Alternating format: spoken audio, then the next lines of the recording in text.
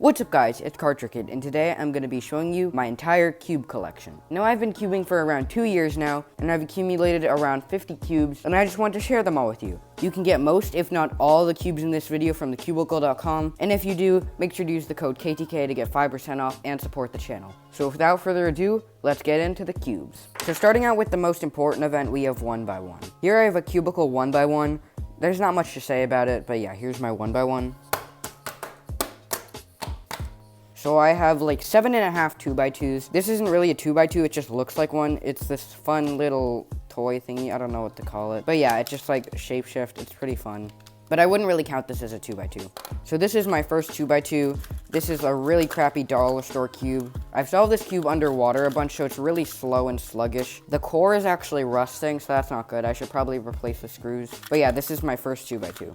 Next, I have the GAN 249. This cube is garbage, don't get it. It's really small and it corner twists a lot. This is pretty garbage. This is the Tengen 2x2. It's really soft and quiet. If I were to go in public or go on a plane with a 2x2, I'd definitely bring this. Here we have the Pro Shop MGC 2x2. The Angstrom Bulk 2, my current main, the MGC2 Elite, and this piece of garbage, the Jinghen TSM. It's not that bad in terms of a 2x2, but it's kind of useless, so it's a good paperweight. Okay, so I have a lot of 3x3s. Okay, so I have almost 30 3x3s, and here they all are. So starting out, we have the Rubik's brand. This was my first ever cube, and here's the GTS2 non-magnetic. It was my first ever speed cube. Here's the Yushin Kylan V2. It was my first ever magnetic cube. It's a really good budget cube. Then we have the MF3 RS3M. It's actually not a terrible cube. I actually have a review on it. And then it's much more popular second version, the RS3M 2020. This is the one that I customized on my own. This is the Angstrom Chi EMS. It was my main at some point. This is a random dollar store cube that a friend got for me. It's really bad. I broke it like 10 minutes after I got it because I tried to text a corner cutting. That was pretty stupid. Then we have the GAN 11M Pro. It's a pretty good cube. It has some really cool customization features, but it's really overpriced. We have the Meilong M3x3, a really good budget cube. The WRM 2020, one of my favorite cubes of all time. I have like 4 Chi Warriors because I wanted to teach some people at my school how to solve the cube, and I just got this to teach them.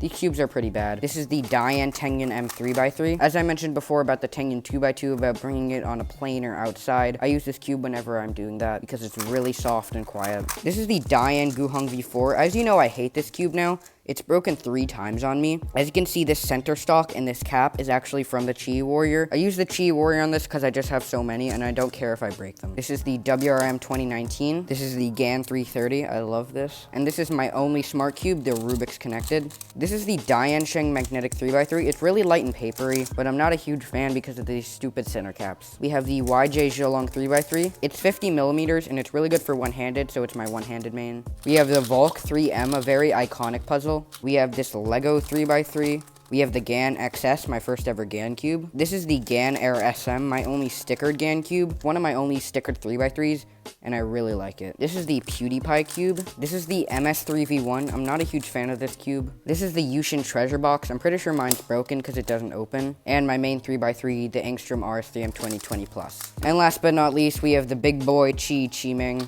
This cube is ginormous and it's really loud. It's pretty fun to solve on.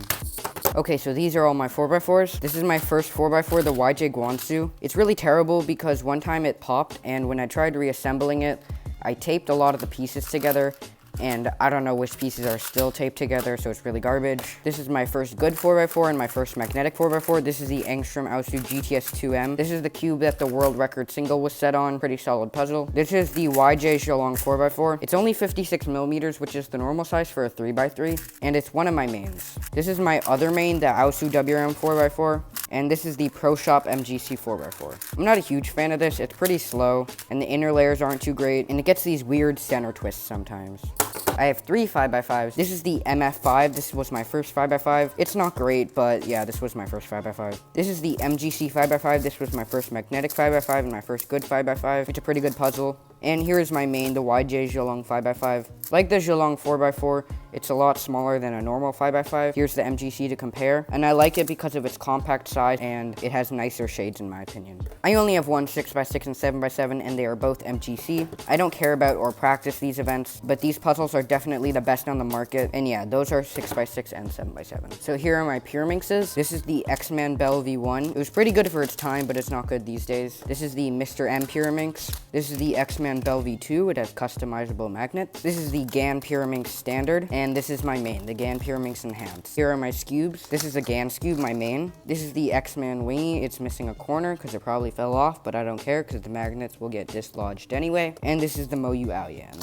Moving on to square one, I have 3. This is the Yushin Little Magic M. It's a really good budget square one. It was my main for quite a long time. This is the Pro Shop Volt V2M. I recently switched back to it, but I'm really just waiting on the MGC Squan. Please, YJ, just release it. And this is my first square one, the Volt V2 MS. It's really garbage. The MS means magnetic slice, so the U and D layers aren't magnetic. And the Volt V2 is infamous for having bad U and D layers, so yeah, this is garbage. Moving on to Megaminx, I also have 3. This is my first Megaminx, the Chi Hang. It's pretty trash. This is the YJ Yuhu. It's a pretty solid budget Megaminx, but compared to my main, it's pretty big and slow. This is my main, the Dian V2 Megaminx. It's so good, I can't see myself switching to anything other than this. This cube is so good. I have one clock, and it is the Chi clock. This clock is really good, and there isn't really any other good clock on the market, so this is definitely going to be my main for a while. Okay, so finally we have all of my non-WCA puzzles. This is the Meffert's Skewb Extreme. It's just a Skewb, but you also have to solve these pieces. It's pretty easy. Here are the mirror blocks. It's just a 3x3 shape mod, so it's pretty easy. This is the Meffert's Egg. I still haven't solved it. And this is the YJ Yeet Ball. It's a very fun puzzle. And finally, this is my favorite puzzle in my whole collection. This is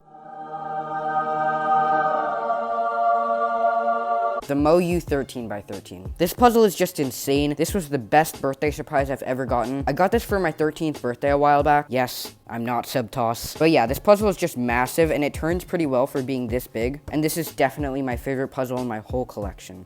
Thank you guys so much for watching. I really hope you enjoyed this video. If you did, make sure to like and subscribe and check out my giveaway that's currently going on. Huge thank you to Average Cuber for using code KTK. Whenever you use code KTK on thecubicle.com, you not only get 5% off, but you also support my channel, and I would really appreciate it if you use code KTK. Thank you guys so much for watching. See you guys next time.